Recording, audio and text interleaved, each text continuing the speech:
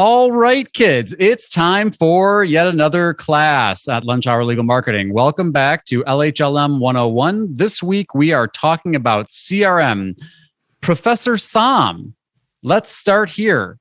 What is CRM? So it's actually a really old software, right? And it stands for Customer Relationship Management. And in the legal world, it's been broken out into two really distinct components. One is what you guys are all fairly familiar with, which is matter management, right? So there's this whole process about getting a matter from start to finish, and there's varying levels of automation and integration and invoicing and billing and time tracking and document management, all that stuff. The other side of it that has become really, really hot, right? I think this is a really, really big change in a widespread change in the market right now, is what has been called intake management software. And that's what Gyi was referring to. It was really talking about how can it, and it does two things. The first is, how can we make the prospective client's experience amazing, right? Nordstrom level amazing when they're first engaging with us. And the second part of that, and it's completely different function, but as important to me, especially as a marketer, perhaps even more important, is in the automation of that process, what kind of data can we develop about our marketing, about our firm? What is the actionable stuff that we can actually be talking about? And the reason I think this is so big, Gyi, is because, you and I have been dealing with NAP and meta descriptions and core web vitals and all of this kind of technical miasma. Some lawyers have learned it, most haven't, most don't really care. But it's not really business drivers, right? Your H1 tags shouldn't really be a business driver. And as a law firm, you probably don't want to have business conversations around H1 tags. But you can have business conversations around things like, how often do we answer the phone? Which of my lawyers turns prospects into clients at the best rate, right? And that's why, to me, the leveraging up of the experience at a law firm is really enabled by CRM, specifically in this situation, intake management software. Yeah, and I think back, there's two kind of like poignant things that I remember from my own experience. I don't know, maybe poignant strong, but the first is, I think back to like when I practiced law, eons ago, for a very, very brief period of time. And I think about the expectations that we would set with clients, right? So like this, we're talking about like 2005-ish, we'll call it. And, if a client wanted to get a hold of me, they call the firm, right? The receptionist might answer the phone. If we're doing intake, they'd call, receptionist might answer the phone, try to transfer it to the lawyer.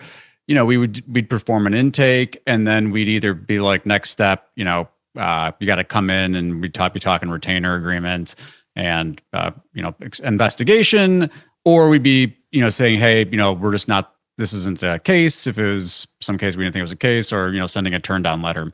And that whole experience from a client standpoint was extremely cumbersome, right? Because guess what? First they'd call, we're going to take a message, right? Because no one's available to talk to anybody. So then then I would get handed a piece of paper that said so-and-so called you. Written down like memo style? Memo style. It would go on my desk, and they'd be like, so-and-so called you. Take this message. Okay. So then I got to, now while I'm working, when am I going to call this person back? Yes, in a perfect world, be immediately. I'd drop everything I'm doing. How did that actually work out? No, I'm in the middle of writing a brief. So I'd actually just let that message would sit there.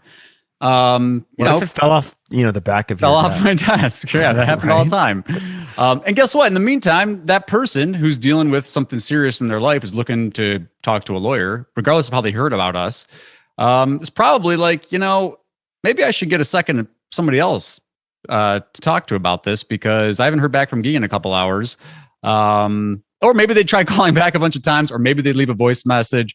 Maybe they were able to find an email or something. But the point is, it's an extremely cumbersome process. I'd call them back. I'd leave them a voicemail because they didn't answer their phone because they're working during the day. We'd play phone tag for a little while. Finally, we'd get something on a calendar, and we'd try to move the process forward. But the point is, it's extremely cumbersome. And so that really struck me even back then. I was like, God, this isn't a really great way to do this. So that's one great way that CRM can help.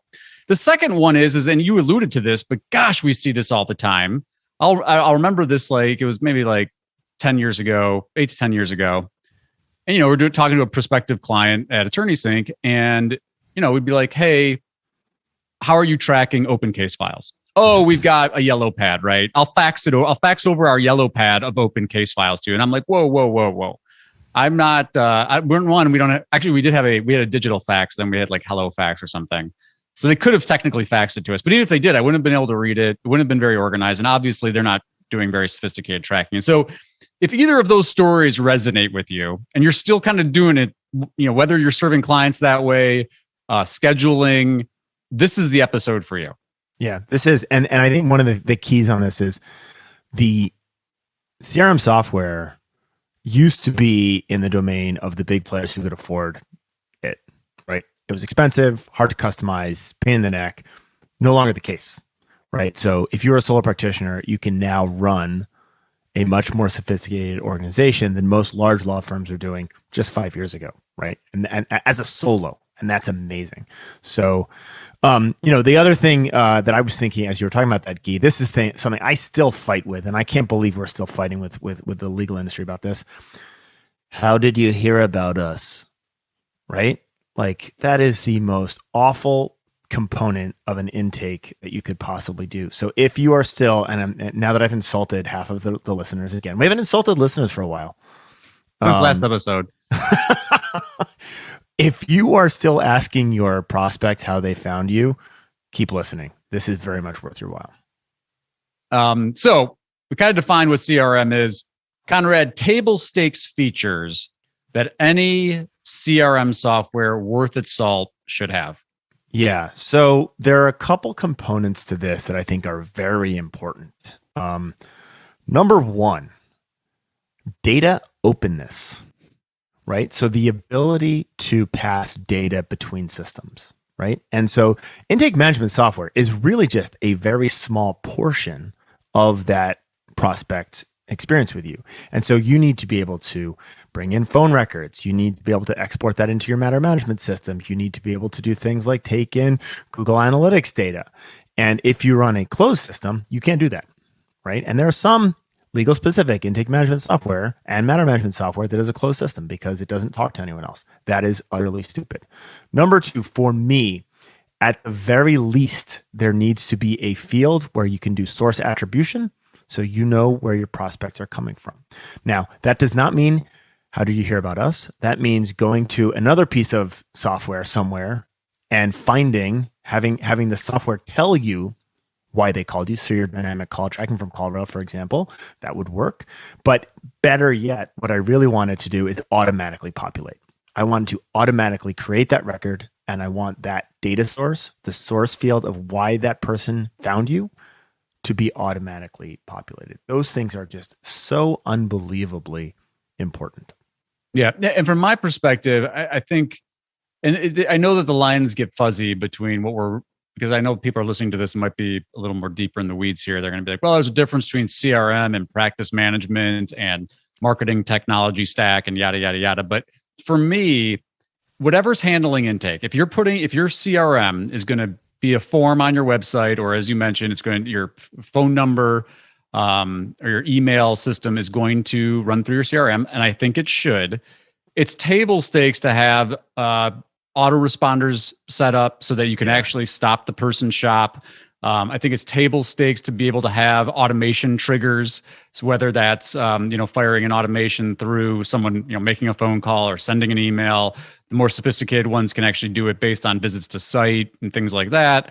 But that to me, and you mentioned this, but I think it's worth really hitting that point. The automation aspect of CRM is such a mutually beneficial tool. And, we talked about this on the episode with George Saharis, and so I tell you to check that one out again.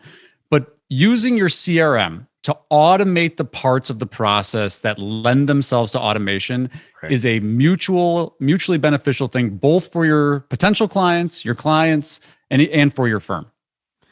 And so, you brought up a really interesting thing, is this automation thing. I think, there are more than a few matter management systems that have tacked on kind of Mr. Potato Head style, what they're calling intake management.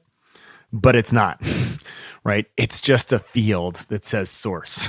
That's not matter management. That's not intake management. And so a lot of the matter management software is out there, even though it's built on a similar platform that you could really use for sophisticated intake management, not really there. And so that automation is unbelievably important. And I'll give you a really pragmatic reason why.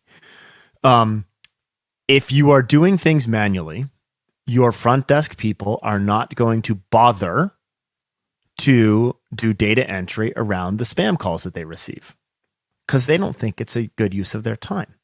Actually, it's really important data. So for example, if you learn that 80% of your leads that come from Google Ads are spam, that's really important data to have. And if your intake person is not entering that data because it feels like a waste of his time, you're losing that information. And so my take on this is the automation provides not just accuracy, but comprehensiveness in your data and in your performance. And that is unbelievably important.